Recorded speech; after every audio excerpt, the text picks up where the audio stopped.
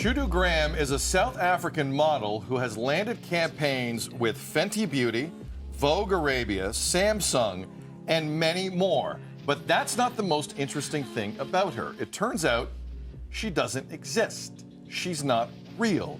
You heard me right the first time. Here to tell us more is futurist Sinead Bovell. Welcome in studio, Sinead. Good to see you. Thank you. Thank you for having me. So good to see you. Last time we saw you, you were live in New York where you live, and you're a model. But then thank you for doing all this, guiding us through the future, because we just said we're petrified by all this. I'm sure you are too, yet you're also embracing it, which I think is the best way to go about it, because it's here.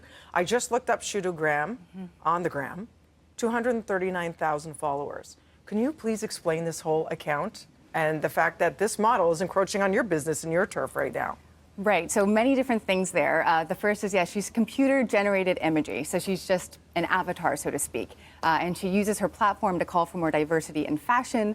When it comes to the idea of not a real person kind of booking these jobs, on the whole, it means everybody has to prepare for the future of work, including fashion models. So kind of getting over that point of it, of being a little bit uncomfortable. But we're seeing avatars in a lot of different roles, right? Not just fashion modeling. We'll see them in news anchor roles, in spokespeople, in TV personalities. Shudu, when she first came on the scene, people didn't realize she wasn't real. And you even had black women commenting, this is, a black beauty and she represents us. But the truth is she's not a real human. She's a digital construction. Wow.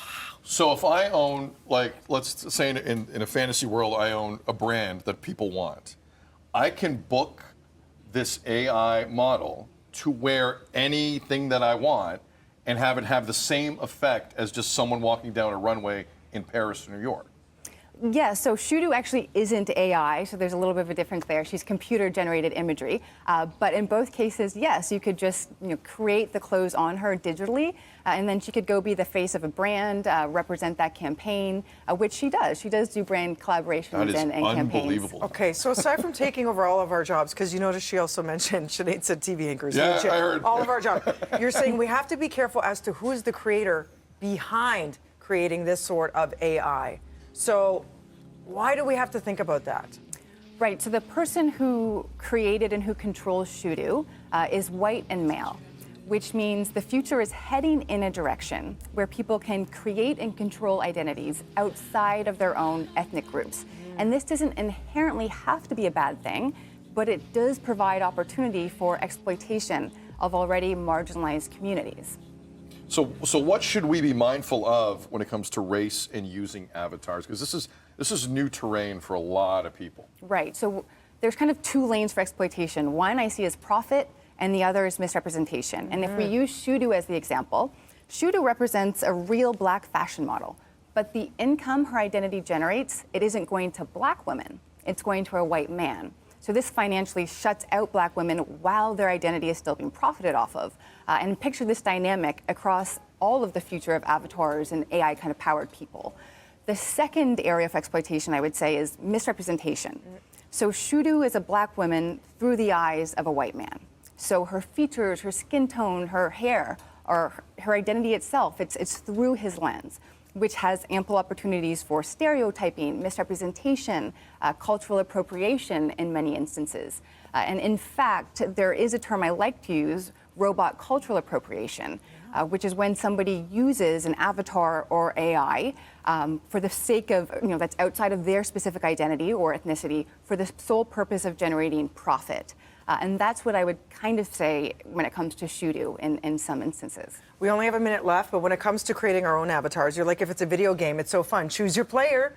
But you say we have to be very mindful for the same reasons if we do decide to venture into this and create our own avatar via AI. So how so? Right. So I don't think we always have to show up as our exact selves in digital spaces, and it will be freeing to be able to present ourselves in different ways.